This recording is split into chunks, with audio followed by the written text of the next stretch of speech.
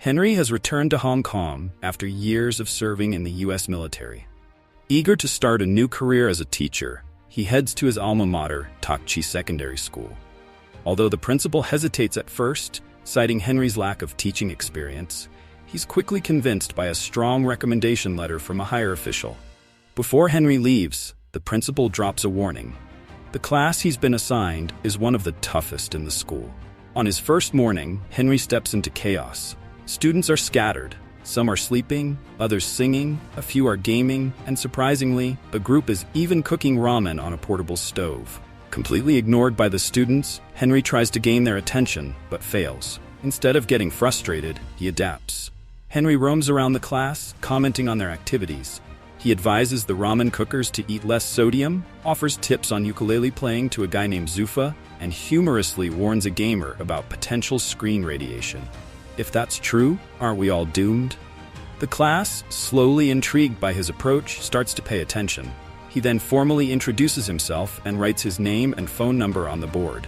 His messy handwriting earns a few laughs. Someone even calls his phone to tell him to leave.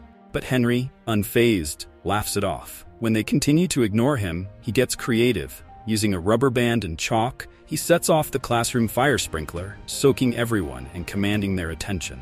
With the students finally listening, he officially welcomes them to his class.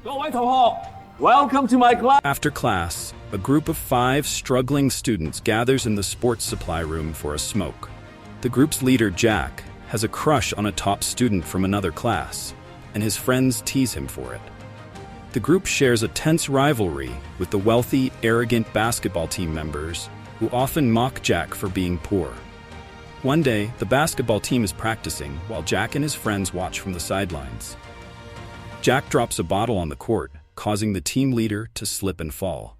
They laugh but soon find themselves in detention with the strict English teacher, Miss Liang. To escape, they prank her and bolt out of the room when she's distracted. Meanwhile, the school's principal is under pressure. An education board visit could result in a 20% funding cut. As they tour the school, Henry encounters yet another prank, but his quick reflexes prevent a bucket of water from dousing him. Surprised, the pranksters watch as Henry asks Jack to hand over his cigarettes. Henry then turns it into an impromptu health lesson, asking the students to analyze the harmful effects of smoking rather than lecturing them. For the first time, they engage and actually learn. At lunch, tension escalates when the basketball team captain trips one of Jack's friends, Bruce, sparking a food fight. The cafeteria is trashed, and 5 of Henry's students are suspended. Confronting Jack in the hallway, Henry listens as Jack vents about the school's unfair treatment of poor students. That evening, Henry reviews the files of his troubled students. Each has a unique story. The first student is Zufa, the son of a Pakistani immigrant who is often unfairly targeted due to his background. Zufa's been falsely accused of theft by the local police more times than he can count. Despite all this, his biggest dream is to become a musician. Next, we have Dina, who's been trying her whole life to earn her father's respect. He had always wanted a son and never hid his disappointment. She even cut her hair short and picked up typically boyish hobbies, but her efforts never seemed to matter. Meanwhile, her younger brother is treated like royalty. Then there are the brothers, Bruce and Chris. Their mother left with another man when they were just kids, driving their father into alcoholism. The brothers only had each other to lean on. Chris escaped reality by burying himself in video games, while Bruce worked tirelessly at a local store to support them. Lastly, Henry finds no information about Jack's family history. In the following scene, Jack is working at a restaurant as a waiter. One day, an MMA gambler, Jianying, visits the restaurant with his business partners. When Jianying isn't looking, Jack swipes his flashy lighter but gets caught red-handed. Jian's men beat him up, check his ID, and realize he's just a student. Impressed by his guts, Jian gives him some cash and offers him a job delivering food for his crew. Meanwhile, Henry visits Zufa's home and sees him running from his father and some associates after stealing a concert ticket. Henry initially helps him, but when he learns the truth, he sides with Zufa's father. Later, Henry and Zufa hang out on a bridge. To inspire Zufa to follow his passion, Henry sings along with a street band. Moments later, Zufa joins in, singing in public for the first time since he was bullied in middle school. Over at Bruce and Chris's house, their dad returns late, like always, and demands they get him a beer. When they refuse, he yells at them to get out of his house. The next day, Henry confronts their father and convinces him to enter rehab for his son's sake. Meanwhile, Dinan's father brings her a bag of makeup and tells her to act like a girl for once. Furious at always being made to feel inadequate, Diane smears the makeup on her little brother and sneaks out of the house, taking her dad's car keys. As she's about to drive away, Henry arrives just in time and stops her. He warns her about the dangers of driving without a license and suggests an alternative. They head to a go-kart track. Henry even invites her father to join the race. The father-daughter duo show no mercy during the race and end up skidding off the track. Suddenly, Dinan's go-kart gets hit by another vehicle, but she narrowly escapes injury. Unaware of this, her father panics, thinking she's hurt. When he realizes she's okay, his relief and tears reveal his genuine concern. They embrace, finally understanding each other. The next day at school, Bruce and Chris, along with a group, are sent to interview a recovering alcoholic at a rehab center. They are shocked to see their father sitting there. When asked how he started drinking, he explains that he loved his wife deeply, but she left him during his lowest point. Unable to cope, he turned to alcohol and lost sight of his responsibilities as a father. Though he doesn't reveal his connection to Mike and Tom, he apologizes to them. The brothers break down in tears. Elsewhere, Jack is now working for Gian.